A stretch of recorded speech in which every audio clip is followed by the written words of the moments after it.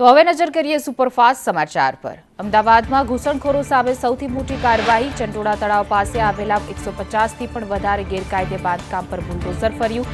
60થી પણ વધુ જેસીબી સાથે કાર્યવાહી હાથ ધરવામાં આવી। અમદાવાદના મિની બાંગ્લાદેશ તરીકે ઓળખાતા ચંડોળા તળાવ નજીકની ઝૂંપડપટ્ટીમાં મેગા ડિમોલેશન। અહીંથી 100થી પણ વધુ બાંગ્લાદેશીઓ ઝડપાયા હતા। એએમસી અને પોલીસના ઉચ્ચ અધિકારીઓની ઉપસ્થિતિમાં મેગા ડિમોલેશન હાથ ધરાયું છે। 2000થી પણ વધુ પોલીસ જવાનો બંદોબસ્તમાં જોતરાયા તો એસઆરપીની 10 ટ્રક બંદોબસ્ત ગોઠવાઈ છે। અમદાવાદમાં ચંડોળા ડિમોલેશન મુદ્દે 18 અરજદારોની હાઈકોર્ટમાં અરજી છે। બુલડોઝર કામગીરી પર રોક લગાવવા કરી છે માંગ। અરજદારે હાઈકોર્ટમાં કહ્યું કે ચંડોળામાં નિયમ વિરુદ્ધ ડિમોલેશન કરવામાં આવી રહ્યું છે। ઘર તોડતા અગાઉ કોઈ નોટિસ અપાઈ નથી, પુનઃવસનની પણ વાત નહીં। અરજદારે વિદેશી નાગરિકો અંગે અરજીમાં કહ્યું કે અહીં રહેતા લોકો બાંગ્લાદેશી નથી, ગેરકાયદેસર વિદેશી છે કે નહીં તે ફોરેન નક્કી કરે।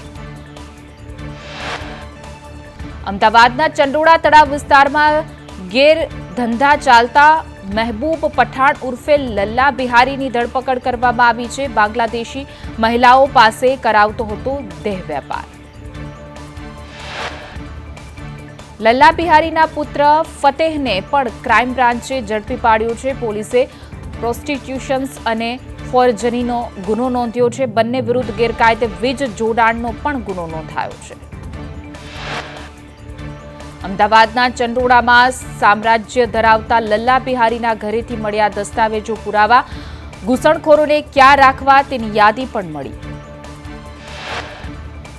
ચંડોળામાં મેગા ડિમોલેશનનું પોલીસ કમિશનર જીએસ મલિકે કર્યું નિરીક્ષણ। કહ્યું કે કોઈ પણ કાયદો હાથમાં લેશે તો કાર્યવાહી થશે। જે કોઈની સંડોવણી હશે તો તમામ સામે પગલાં લેવાશે। મેગા ડિમોલેશન શરૂ મુદ્દે પોલીસ કમિશનરે કહ્યું કે ડિમોલેશનની કામગીરી કોર્પોરેશન કરે છે। પોલીસ કાયદો અને વ્યવસ્થા જાળવવા સાથે છે। 3 દિવસ પહેલા કોમ્બિંગ હાથ ધરાયું હતું। સીપી જીએસ મલિકે કહ્યું કે એજન્ટો વિરુદ્ધ પણ કામગીરી કરાશે। કેટલાક લોકોના આધાર અને પાસપોર્ટ પણ બનાવાયા છે। જાતે સર્વે કરીને કામગીરી હાથ ધરાઈ છે। અમદાવાદમાં ચંડોળા તળાવમાં 2 લાખ રૂપિયામાં ઝૂંપડા વેચવામાં આવતા હતા। જાવેદ નામનો શખ્સ ઝૂંપડા બનાવી વેચતો હતો। ચંડોળામાં ભવ્ય રિસોર્ટ અને ફાર્મ હાઉસ બનાવવામાં આવ્યા હતા। 500થી 2000 ચોરસ મીટર જગ્યામાં રિસોર્ટ અને ફાર્મ હાઉસ બંધાયા। ગેરકાયદે પ્લે ઝોન બનાવી દેવામાં આવ્યા હતા। ઘૂસણખોરોએ આલિશાન બંગલોઝ બનાવી દીધા હતા। લલ્લા બિહારીએ ગેરકાયદે બાંધકામ કર્યું હતું। અમદાવાદના ચંડોળા તળાવમાં ડિમોલેશન કરવામાં આવ્યું છે। ડિમોલેશન સ્થળેથી વૃદ્ધાને જોલીમાં લઈ જવાયા। એએમસીના કર્મચારીઓએ માનવતા દાખવી ડિમોલેશન સ્થળથી સુરક્ષિત જગ્યા પર લઈ ગયા। કચ્છમાં ગેરકાયદે બાંધકામ પર બુલડોઝર ફર્યું। તંત્રએ કરોડોની સરકારી જમીન ખુલ્લી કરાવી। 2 લાખ ચોરસ મીટર જમીન ખુલ્લી કરાઈ છે। જિલ્લામાં વ્યાવસાયિક અને ખેતીલક્ષી દબાણો હતું। રાજકોટના ઉપલેટામાં ટ્રાવેલ્સ ચાલકો બેફામ બન્યા છે। પૂરપાટ ઝડપે ટોલ નાકાનું બેરિકેડ તોડી નાખ્યું। વિનાયક ટ્રાવેલ્સના ડ્રાઈવરે બેફામ બસ દોડાવી। બેફામ વાહન ચાલકો સામે કાર્યવાહી કરવાની માંગ ઉઠી। ગણેશ ગોંડલના સમર્થકો સામે વધુ એક ફરિયાદ નોંધાઈ છે। ગણેશના સમર્થકો સામે રાષ્ટ્રધ્વજના અપમાનનો ગુનો નોંધાયો। કથિરિયા સહિતની કારમાં તોડફોડ વેળાએ કરાયું હતું અપમાન। થાર ગાડીમાં હતો રાષ્ટ્રધ્વજ। રાષ્ટ્રધ્વજનું અપમાન કરનાર હિતેશ રાઠોડ સામે એફઆઈઆર નોંધાઈ છે। થાર ગાડીના માલિક સામે પણ નોંધાઈ ફરિયાદ। ગોંડલ બી ડિવિઝન પોલીસે 2 સામે નોંધી ફરિયાદ। મોરબી એસઓજીએ 67.69 લાખનો દારૂ ઝડપી પાડ્યો। પંજાબના ભટિંડાથી દારૂ ઘુસાડવાનો પ્રયત્ન થઈ રહ્યો હતો। ટ્રકમાંથી 14,040 દારૂની બોટલ મળી આવી છે। એસઓજીએ દારૂ પાસેથી એકની ધરપકડ કરી।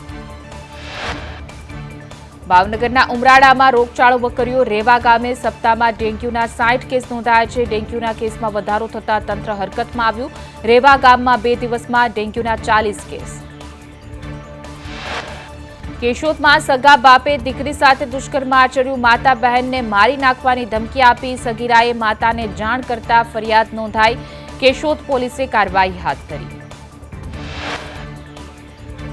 રાજકોટમાં બાપુનગર સ્લમ ક્વાર્ટર્સ વિસ્તારમાં છરીના ઘા ઝીકી યુવકની હત્યા કરાઈ. યુવકની હત્યા પાછળનું કારણ અકબંધ. અમન ચૌહાણ સાહિલે હત્યા કર્યાનો આરોપ. વેરાવળ પાટણ વિસ્તાર વિકાસ સત્તા મંડળનું વિસર્જન. જિલ્લા કલેક્ટરની અધ્યક્ષતામાં નવા મંડળની રચના કરાઈ. વેરાવળ પાટણ શહેર ઉપરાંત 12 ગામડાનો સમાવેશ.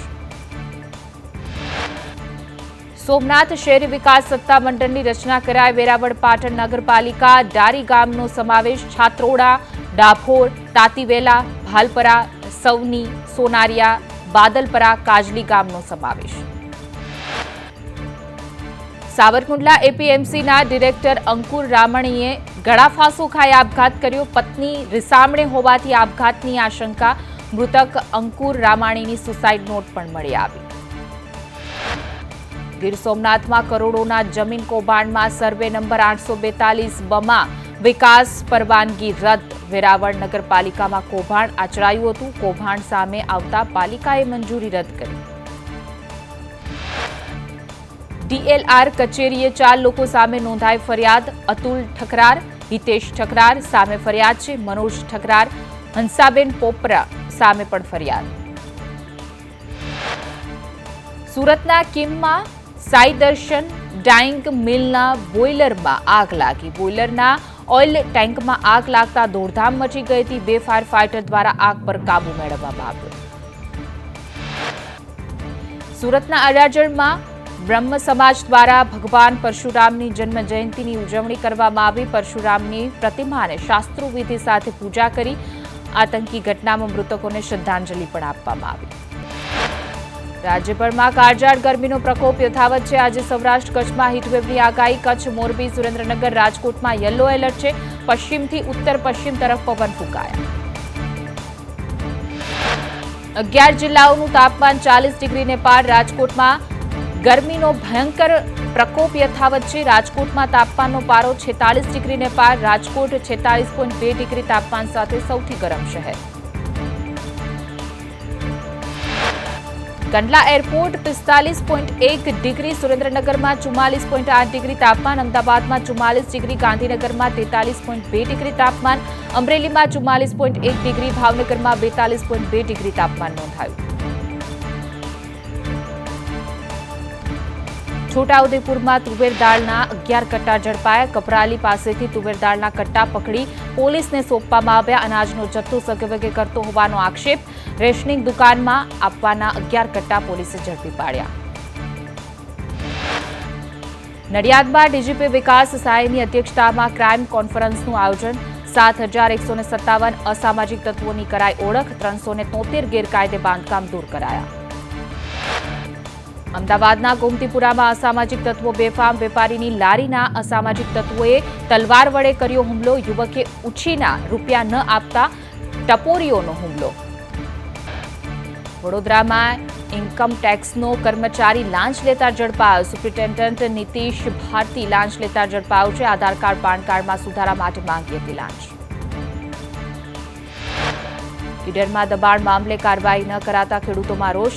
અનાજ ભરેલું ટ્રક્ટર પંચાયત કચેરીમાં ખાલી કરાયું. 9 મહિનાથી દબાણનો પ્રશ્ન દૂર ન થતા ભર્યું પગલું. સુરતમાં ભીમપોર ગામમાં 17,000 કરોડની જમીનનો વિવાદ વકર્યો.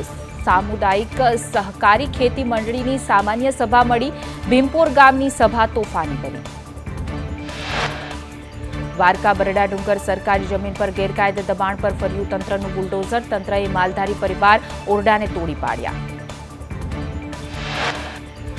જાહેર જગ્યાઓના ધાર્મિક સ્થળોના દબાણને લઈને હાઈકોર્ટમાં સુઓ મોટો પર સુનાવણી. સરકારે હાઈકોર્ટમાં કાર્યવાહીની એફિડેવિટ ફાઇલ કરી છે. કુલ 99 ધાર્મિક બાંધકામ દૂર કરવામાં આવ્યા. જિલ્લામાં 66 અનઅધિકૃત ધાર્મિક બાંધકામ હટાવ્યા.